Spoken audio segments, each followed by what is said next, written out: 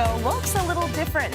We have no one in the audience, and this is because the safety and well-being of our Cityline team and fans are a priority for us. We've been closely monitoring the risks around COVID-19 and have made the difficult decision to not tape in front of a live studio audience for the time being. So let's talk about it. We've all seen it. Empty shelves where hand sanitizer and disinfectant wipes should be. Masks were the first thing to go. People are stockpiling toilet paper and water. As coronavirus continues to be a worldwide issue, fear and anxiety about the disease is spreading. So how do we stop the panic and remain clear-headed? Here to help us sort through that question, we've got Dr. Karyn Gordon with us, and I'm so happy you're joining us to talk about this. Yes. Because it seems like, you know, and I know the media is taking a beating right now for actually, for hyping the whole situation up. People are saying too much. But I think that we're all striving to find some kind of balance. Right. In the midst of this story, it would be untrue to say it is not a real story. It's actually happening. Many people have been affected. Many people are recovering, but also many deaths. Yes. So you say, in terms of what we're focusing on, what do we need to focus on right now? Well, it's interesting because, you know, in the makeup room, I'm like listening to how are people feeling about it? How are they feeling about it? How are they processing it? And there's like that spectrum, right? So some people are really freaked out. Other people are like, well, you know what? It's going to pass. And then there's a lot of people that are kind of like in the middle. Right. And I think, you know, when we talk about, it's interesting, right? This whole issue around anxiety, this has been a topic that you and I have covered many times. This is a great example on us how to kind of we manage our anxiety in a situation that's actually really uncertain. Right. And the number one thing I want people to really focus in on, and it's a little bit of a next step, the 2.0 version with what we've talked about anxiety. With anxiety, is when I talked about it before, anxiety is emotion, panic is an emotion. Yes. We cannot control emotions. Right. So the more we focus on anxiety, the more we focus on it, actually just kind of expands. Yes. So it's good to acknowledge the feeling, but don't stay there. Right. Because the more you stay there, it actually makes it worse. Right. So you acknowledge it. Oh, I feel a little panic. I feel anxiety. Okay, great. Now let's shift our focus to the two things that we can control. Which are? Which is attitude and actions. Okay. Attitude and actions is where we put our focus. We can control that. We accept what we cannot control, which is the fact that it's here. And instead we put our focus on what we can control, which is our attitude and our actions. And when we focus on those two things, then all of a sudden, that's when all of a sudden we start kind of getting a little bit more calm. And that's what I want everybody to really kind of walk away with. Now, when we're talking about the spectrum, do you feel comfortable saying where you are on the spectrum? Sure. Because I am on the end where it's like, I feel very calm about it. I feel like, you know, where the kids know they got to wash their hands often and wash them properly. And my husband and I know that. And we sort of feel we have got trust in the government. And we feel that things are going to be handled the way they should be handled. And so that kind of hysteria doesn't really live in my home. So you're like over here. I'm over there.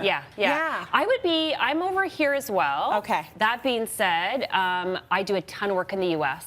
Yes. I do a lot of work globally, and I speak at a lot of conferences.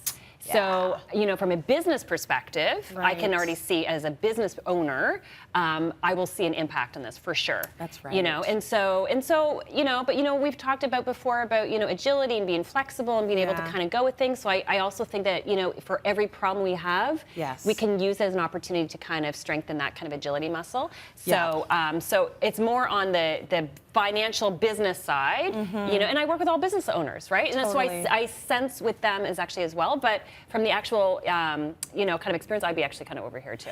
And I get it. That's a practical thing. It's a practical thing. That's a practical thing. That's your business. That's a real thing. It's a real thing. It's income being lost. It's conferences being canceled. So I do understand that.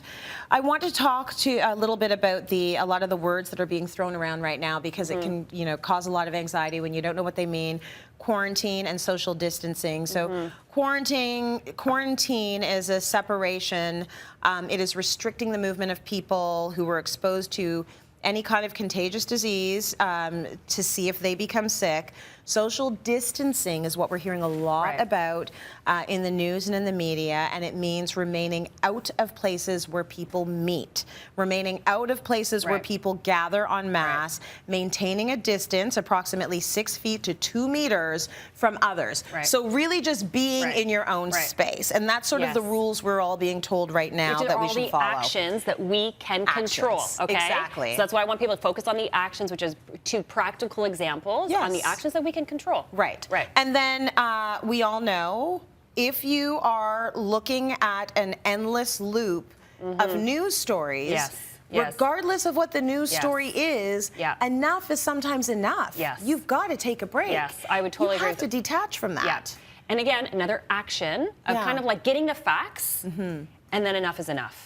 Right. Okay. Don't focus on it, because the more you focus on it, that's when the panic is going to go up. Get the facts that you need, and then take the actions that you need to take. And like anything else, Karyn, we're very influenced by the way we see other people acting and behaving. Absolutely. And I think, you know, we always describe our family as the emoji with the line for the mouth, because we don't get hysterical at my house. So the kids, I mean, people have asked me, well, how do the kids feel? The kids feel fine. Okay, I mean, but they're mirroring you, though, Trace. They're mirroring That's us. why, right? So dad's if fine, you're calm, mom's fine. So kids in a family system, kids will actually mirror the emotion of parents. Right. So if parents are panicking, kids will be panicking. Right. If parents are like, we're going to focus on our attitude and our actions, because those are the 2 things that we can control. Right.